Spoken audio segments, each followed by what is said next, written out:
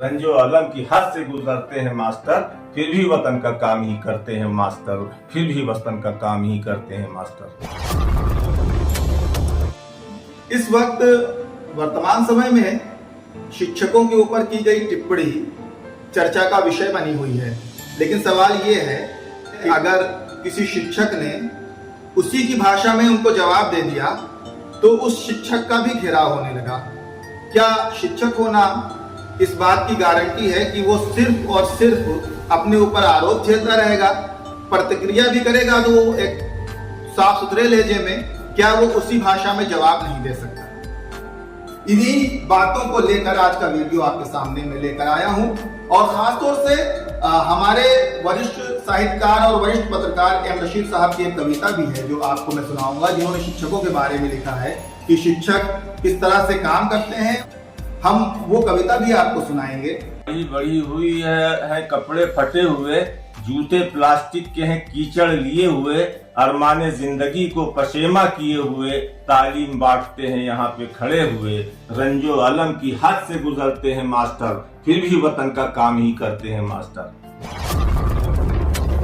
कपड़े जो काटता है सो वो भी है मास्टर, जूते जो टाकता है सो वो भी है मास्टर, सर्कस में नाचता है सो वो भी है मास्टर, जो जेब काटता है सो वो भी है मास्टर। लेकिन वो मास्टर तो बहुत ही अमीर है, हालात देखिए कि फकत हम फकीर हैं।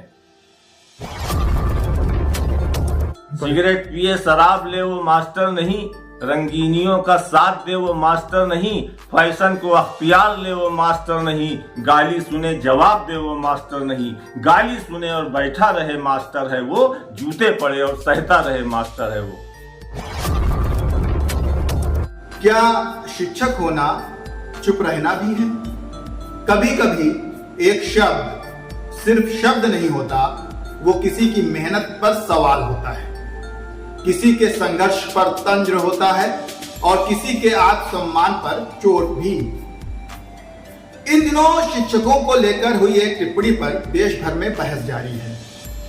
बहुत से शिक्षक आहत हुए, कुछ ने अपनी नाराजगी जाहिर की और कुछ ने उसी भाषा में जवाब भी दिया जिस भाषा में उन्हें संबोधित किया गया था।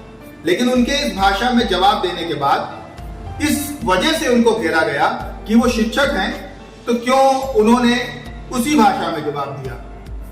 बस सवाल यही है कि अगर शिक्षक हैं तो चुपचाप सह लें। इन सब के पीछे दिलचस्प बात यह है कि बहस का केंद्र वो टिप्पणी नहीं रही जिस पर विवाद शुरू हुआ था, बल्कि बहस का केंद्र बन गया शिक्षक। लोगों ने कहा, शिक्षक होकर ऐसा कैसे बोल सकते हो?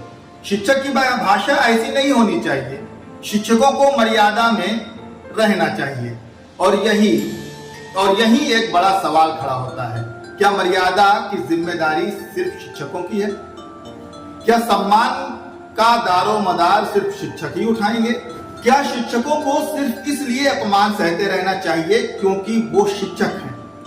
शिक्षकों से उम्मीद है कि वो दुखी ना हो, वो आहत ना हो, और अगर हो भी जाएं तो चुप रहें क्योंकि वो शिक्षक हैं। लेकिन सवाल है, क्यों?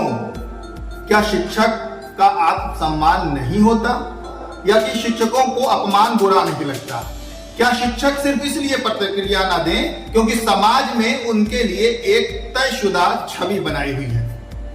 सच्चाई यह है कि आज का शिक्षक, विशेषकर निजी विद्यालयों और कोचिंग संस्थानों में पढ़ाने वाले, कम वेतन, अनिश्चित भविष्य, बढ़ती जिम्मेदारियां और फिर भी वो अगली पीढ़ी को तैयार कर रहे हैं।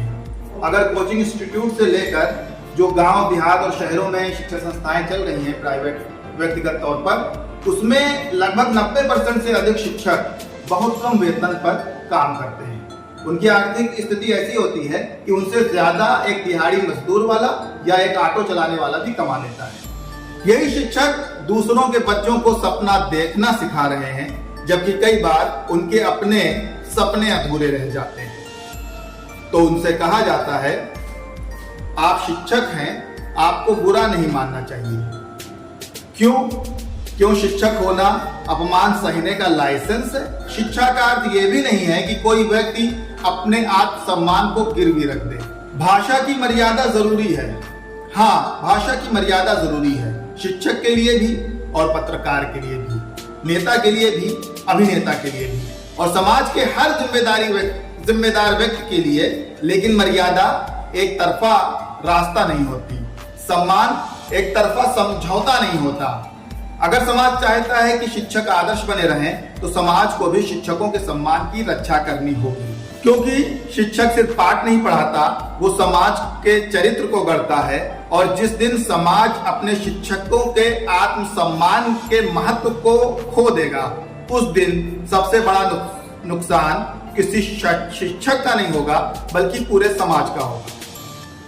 बड़ी हुई है कपड़े फटे हुए, जूते प्लास्टिक के हैं कीचड़ लिए हुए, अरमाने जिंदगी को पशेमा किए हुए, तालीम बांटते हैं यहाँ पे खड़े हुए, रंजो अलम की हद से गुजरते हैं मास्टर, फिर भी वतन का काम ही करते हैं मास्टर। कपड़े जो काटता है सो वो भी है मास्टर, जूते जो टाकता है सो वो भी है मास्टर, सर्कस में नाचता है सो वो भी है मास्टर, जो जेब काटता है सो वो भी है मास्टर। लेकिन वो मास्टर तो बहुत ही अमीर हैं, हालात देखिए कि फकत हम फकीर हैं।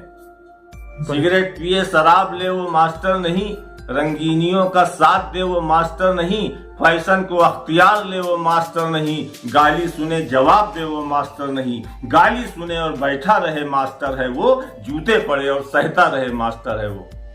दाढ़ी बढ़ी हुई है और कपड़े फटे हुए, जूते प्लास्टिक के हैं कीचड़ लिए हुए, अरमाने जिंदगी को पशेमा किए हुए, तालीम बांटते हैं यहाँ पे खड़े हुए, रंजो अलम की हद से गुजरते हैं मास्टर, फिर भी वतन का काम ही करते हैं मास्टर, फिर भी वतन का काम ही करते हैं मास्टर।